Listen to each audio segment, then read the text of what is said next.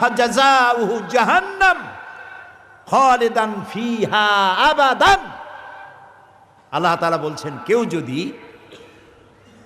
কোন মুমিনকে, কোন মানুষকে হত্যা করে ইচ্ছে করে, যাকে কোর্ট কর্তৃক প্রাণদণ্ড দেওয়া হয় নাই, এমন কোন মানুষকে যদি কেউ হত্যা করে, তার জায়গা হবে জাহান্নাম।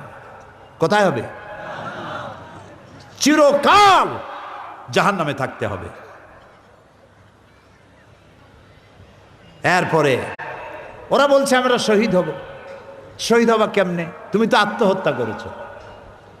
শহীদ হয় ইসলামী যুদ্ধ যদি হয়, ইসলামী রাষ্ট্র, ওই রাষ্ট্রের উপরে আক্রমণ হয়েছে, বাঁচার জন্য প্রতিরক্ষামূলক যুদ্ধ করছে একটি রাষ্ট্র আর একটা রাষ্ট্রের সাথে, সেই সময় যদি যুদ্ধ করে, এই যেমন স্বাধীনতা আন্দোলন, এটা ডিসেম্বর মাস, এই দেশের উপরে হামলা করেছিল